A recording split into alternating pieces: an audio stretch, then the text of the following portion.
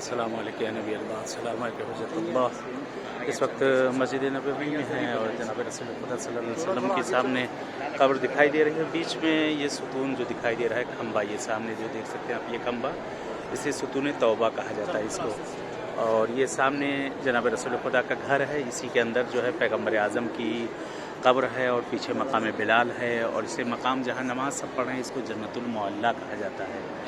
और इस वक्त हम लोग जनाब रसूल खुदा की कब्र की तरफ रवाना है। मस्जिद नबवी के अंदर हम लोग आ चुके हैं और पीछे बहरहाल आप रश जो देख सकते हैं, पीछे की तरफ का जो हिस्सा है कि वहाँ पर से लोग आते हैं और आने के बाद दो रकात नमाज मकाम जन्नतुल मुअल्ला पे पढ़ी जाती है।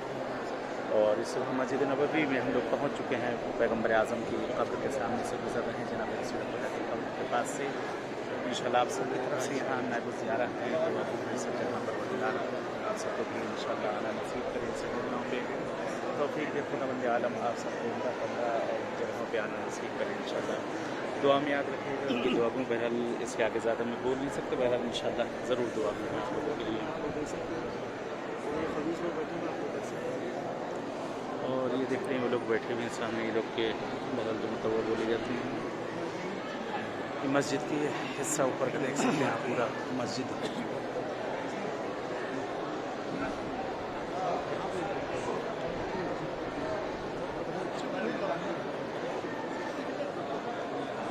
ये बीच का पिलर जो है, ये पिलर सामने, ये है सुतून तौबा इसको कहते हैं। ये अबू लुबाबा का जो वाक़या है कि जिस जगह पे आप बुला के बांधा गया था, ये वो जगह है।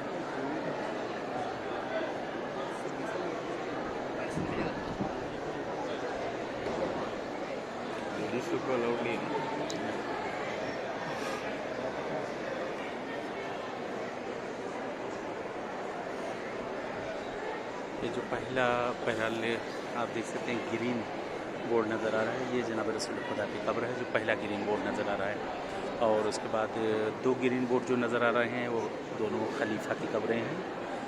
जो दोनों दो ग्रीन बोर्ड हैं, लेकिन पहला जो नज़र आ रहा है ये जनाब रसूल खुदा की है।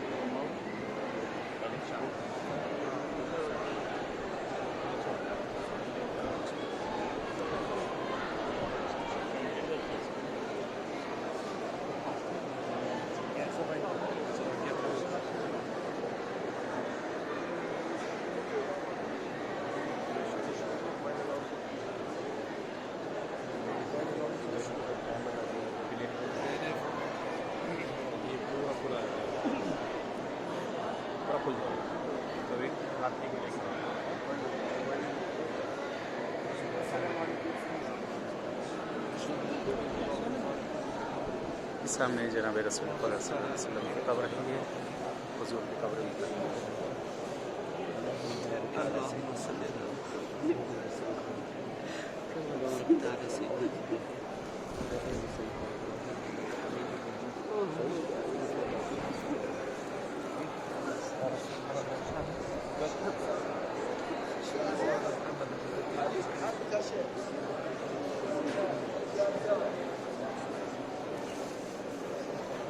ये सामने जनाब रसूल खुदा की इस जगह पर कब्र है। जो पहले दो गोल टाइप के नज़र आ रहे हैं, उसके अंदर देखिए कब्र जनाब रसूल खुदा सल्लल्लाहु अलैहि वसल्लम के, लेकिन नाम बदल दिए गए हैं।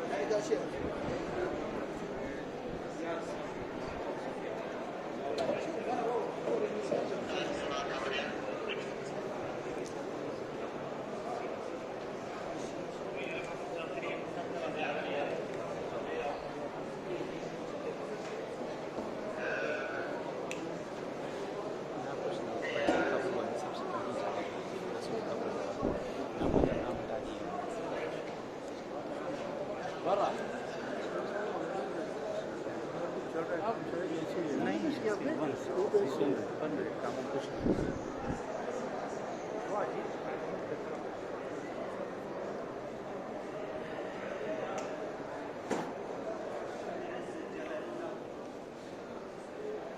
यहाँ से आप देख सकते हैं जो पीछे के साथ जनाब ज़हरा का घर इस जगह पर है।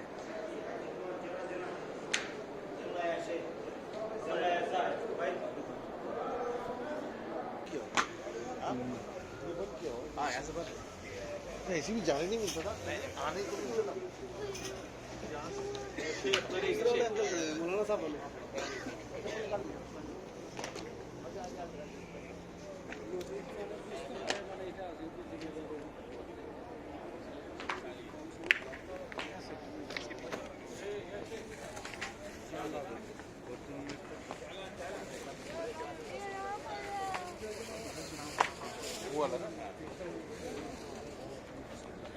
ये सामने जन्नतुल बकी है। ये सामने जो जालियाँ नज़र आ रही हैं पूरा ये जन्नतुल बकी का हिस्सा वो आखिर तक है।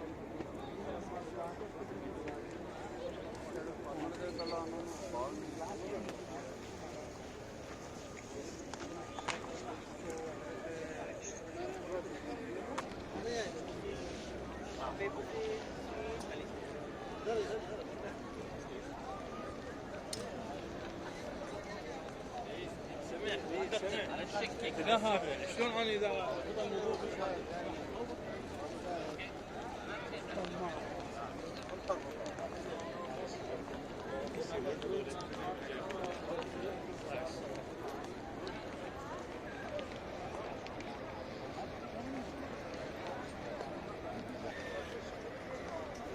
बहरहाल इस वक्त हम मस्जिद नबवी मौजूद हैं। सामने आप देख सकते हैं मेरे पीछे पैगम्बर आज़म का गुंबद साहब से वो गुंबद खसरा वो नज़र आ रहा है सामने। और वाकई खुशकिस्मती है हमारी और आपकी जो इस मकाम पर मौजूद है और यहाँ आप सबके लिए बहरहाल नौ गुजारा और दुआगू हुई इस जगह पर कि खुदावंद आलम आपको भी आना नसीब करे। और उस तरफ आखिर में बहरहाल जन्नतुल बकी की वो दीवार नज़र आ रही है। एकदम आखिर में आप देख सकते हैं ये जो जाली नज़र आ रही है जन्नतुल बकी की दीवारें हैं।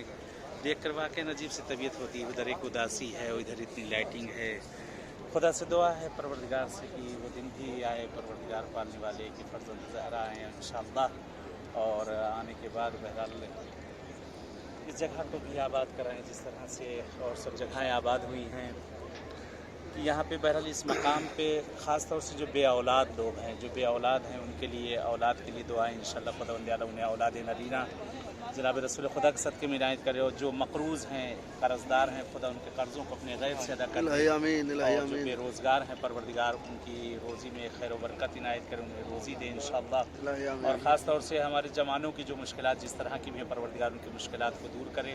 और बहुत से लोगों ने इल्तिमास से दुआ किया खुदावंद आलम ने जिन्हें औलाद दी है, जो अपने बच्चों की शादी किया और रिश्तों के लिए परेशान है, खुदावंद आलम उन्हें बराबर के रिश्ते इंशाअल्लाह इनायत करे। जो बेघर हैं परवरदिगार उन्हें अपने घर और सकन इनायत करें इंशाअल्लाह। बहरहाल इस वक्त गुंबद खजरा के सामने हूँ और यहाँ पर आप सबसे मुलाकात हुई है कि इसी तरह इंशाअल्लाह दुआ है कि जैसे यहाँ मिले हैं ऐसे खुदा किस्मत करे किसी और जगह पर, किसी और मकाम पर, किसी मासूम की बारगाह में आप सबसे मुलाकात हो। तब तक के लिए इजाज़त चाहता हूँ। वस्सलामु अलैकुम वरहमतुल्लाहि वबरकातुहू।